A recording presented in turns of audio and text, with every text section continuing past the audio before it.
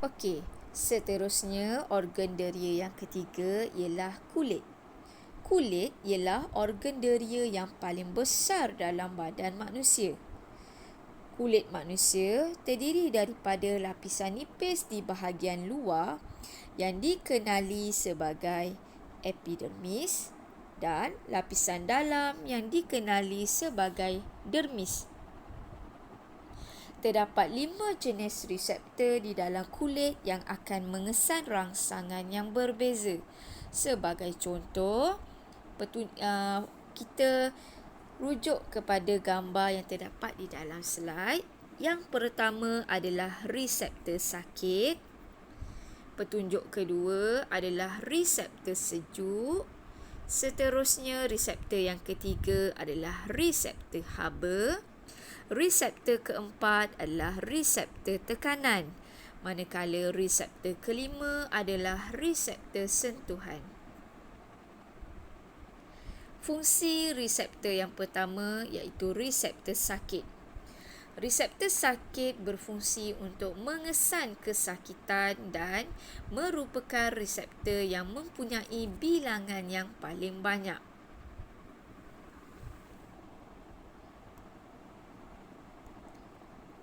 Seterusnya, reseptor sejuk yang membantu dalam mengesan rangsangan sejuk atau sebarang penurunan suhu. Ketiga adalah reseptor haba yang berfungsi untuk mengesan rangsangan panas atau sebarang kenaikan suhu. Seterusnya adalah reseptor tekanan yang akan mengesan tekanan yang kuat dan berada jauh ke dalam kulit.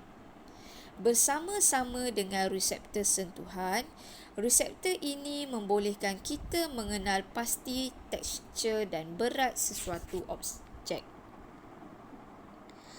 Reseptor seterusnya adalah reseptor sentuhan yang membantu dalam mengesan sentuhan ringan dan banyak terdapat di kawasan yang tidak berbulu seperti bibir dan hujung jari. Apabila reseptor pada kulit dirangsang, impas saraf akan dihasilkan lalu dihantar melalui sistem saraf ke otak untuk ditafsirkan dan seterusnya menghasilkan gerak balas yang sesuai. Terdapat beberapa faktor yang mempengaruhi kepekaan kulit. Bilangan reseptor di dalam kulit, iaitu bahagian kulit yang banyak reseptor akan lebih peka terhadap rangsangan. Faktor kedua adalah ketebalan epidermis kulit. Bahagian kulit yang nipis lebih peka terhadap rangsangan. Doktor akan menyuntik pesakit di bahagian bahu atau punggung kerana lapisan kulit pada bahagian itu lebih tebal dan mempunyai bilangan reseptor yang sedikit. Organ deria seterusnya adalah lidah. Lidah ialah organ deria rasa. Lidah terlibat dalam proses pencernaan dan akan menghasilkan bunyi semasa bertutur. Lidah mempunyai banyak tunas rasa yang peka terhadap rangsangan rasa seperti manis, masin, masam, pahit dan umami.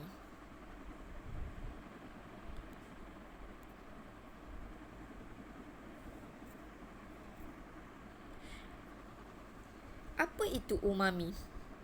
Umami dikelaskan sebagai rasa asas kerana terdapat reseptor rasa yang dapat mengesan rasa umami sahaja. Hal ini sama bagi rasa asas yang lain seperti manis, masin, masam dan pahit. Rasa umami dikaitkan dengan rasa lazat seperti rasa daging dalam sup atau rasa bahan penapaian seperti keju dan cendawan ataupun mononatrium glutamate ataupun MSG.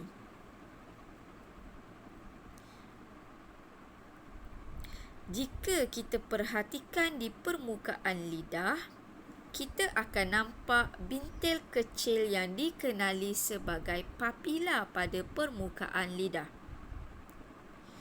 Permukaan papila pula dilapisi oleh beratus-ratus tunas rasa. Setiap tunas rasa pula mengandungi 10 hingga 50 reseptor rasa. Reseptor rasa ini dapat mengesan 5 jenis rasa asas iaitu manis, masin, masam, pahit dan umami. Semasa makanan dikunyah, sebahagian atau semua bahan kimia dalam makanan lazimnya melarut dalam air liur. Bahan kimia terlarut ini akan meresap ke dalam tunas rasa melalui liang dan seterusnya merangsang reseptor rasa di dalamnya untuk menghasilkan impas saraf.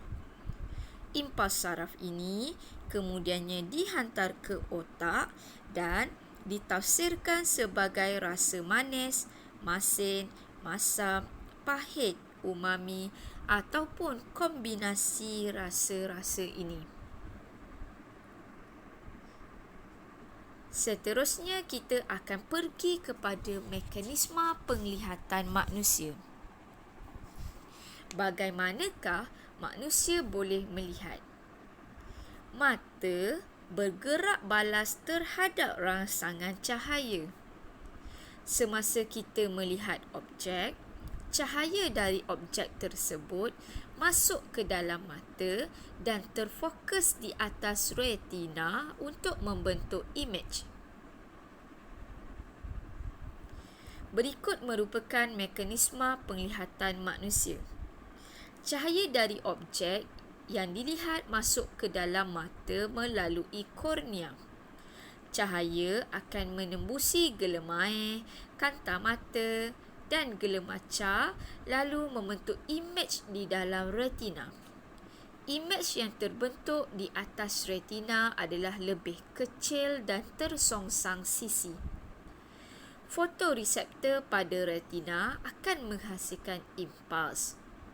Saraf optik akan menghantar impas ke otak, manakala otak pula akan mentafsir impas dan menghasilkan imej dalam keadaan tegak.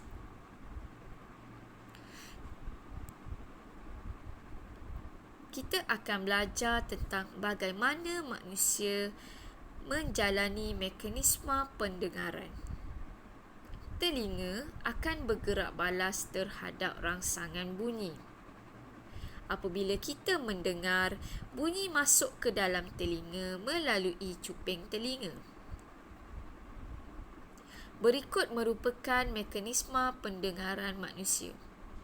Cuping telinga akan mengumpul dan menyalurkan gelombang bunyi ke salur telinga. Salur telinga pula akan menyalurkan gelombang bunyi ke gegendang telinga. Gegendang telinga akan bergetar apabila terkena gelombang bunyi. Osikal akan membantu dalam menguatkan getaran bunyi. Jendela bujur pula akan membawa getaran bunyi ke koklea. Reseptor dalam koklea akan menghasilkan impas saraf. Saraf auditori pula akan menghasilkan impas saraf dan membawa impas saraf ke otak. Otak akan mentafsir impas saraf sebagai bunyi. Namun, manusia mempunyai beberapa had. Sebagai contoh, had deria penglihatan. Had deria penglihatan pertama adalah bintik buta. Bintik buta ialah titik di dalam retina mata yang tidak dapat mengesan imej kerana tiada fotoreseptor. Bintik buta terletak di pangkal saraf optik dan tidak mempunyai sel-sel deria yang peka cahaya. Oleh itu, kita tidak dapat melihat objek jika imej jatuh di atas bintik buta. Had deria penglihatan seterusnya adalah ilusi optik.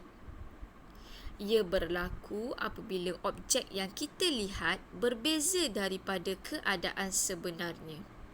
Hal ini disebabkan oleh kecelaruan yang berlaku apabila otak kita tidak dapat mentafsir dengan tepat objek yang dilihat oleh mata kerana gangguan keadaan di sekitar objek. Sebagai contoh, ada 3 gambar yang kamu boleh lihat di dalam slide. Gambar pertama, adakah susunan garis-garis dalam setiap barisan berbentuk runcing? Gambar kedua, antara garisan P dan garisan Q, yang manakah lebih panjang? Cuba ukur dengan pembaris anda. Gambar ketiga, adakah anda dapat melihat imej di atas seperti bergerak? Okey, kita rujuk kepada gambar yang kedua, iaitu garisan P dan Q.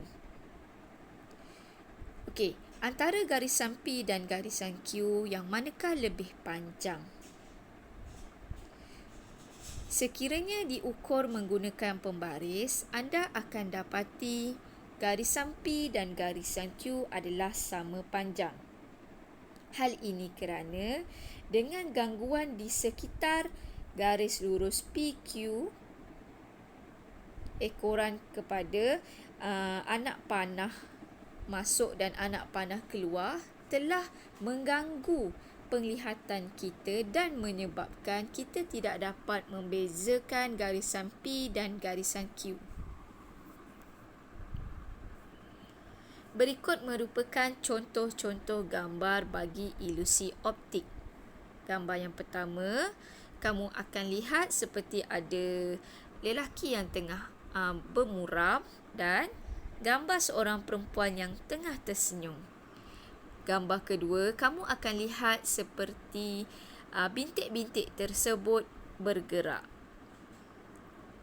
Berikut merupakan gambar-gambar yang terhasil apabila mata kita dan otak kita diberi gangguan dan kita tidak dapat fokus.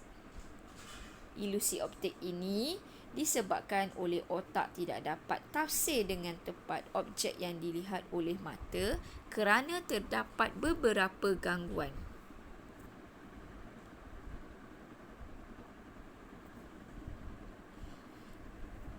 Seterusnya, kita akan bincangkan tentang had deria penglihatan.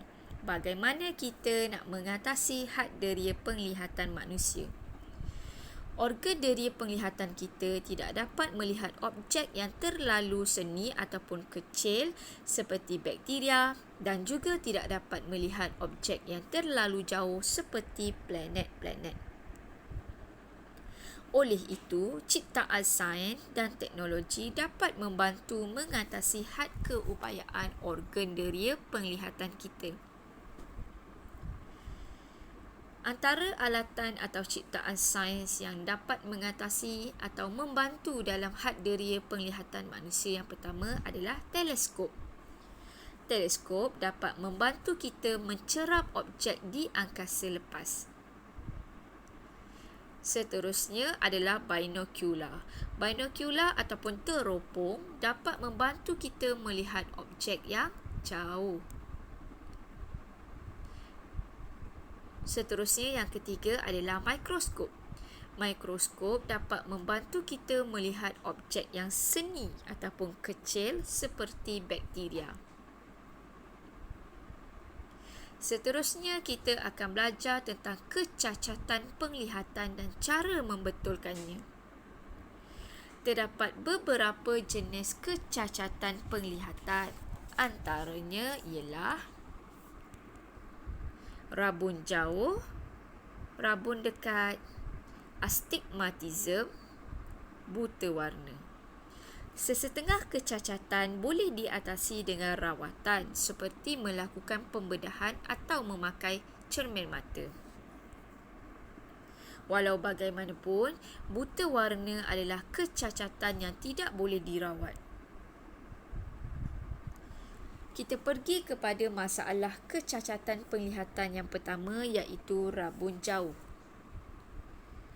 Rabun jauh, ciri-ciri rabun jauh, tidak dapat melihat objek jauh dengan jelas.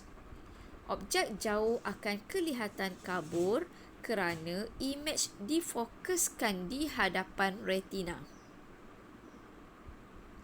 Antara penyebab berlakunya rabun jauh adalah kerana kanta mata terlalu tebal atau berbola mata terlalu panjang. Bagi rabun jauh, cara membetulkannya adalah dengan menggunakan cermin mata yang mempunyai kanta cekung. Dengan bantuan kanta cekung, imej akan jelas berada di retina. Seterusnya adalah rabun dekat. Ciri-ciri rabun dekat ialah tidak dapat melihat objek dekat dengan jelas. Objek dekat kelihatan kabur kerana imej difokuskan di belakang retina. Antara punca berlakunya rabun dekat adalah disebabkan oleh kanta mata terlalu nipis atau berbola mata terlalu pendek. Bagi mengatasi masalah rabun dekat, rabun dekat dapat dibetulkan dengan menggunakan kanta cembung. Apabila menggunakan kanta cembung, imej dapat difokuskan pada retina dengan jelas. Seterusnya adalah astigmatism. Astigmatism berlaku disebabkan oleh permukaan kornea yang tidak sekata. Cahaya yang masuk tidak dapat difokuskan ke arah satu titik di atas retina. Maka imej yang terbentuk akan kurang jelas dan kurang tepat. Bagi mengatasi masalah astigmatism adalah dengan menggunakan kanta silinder. Dengan menggunakan kanta silinder, imej akan menjadi jelas dan tajam. Seterusnya adalah had deria pendengaran.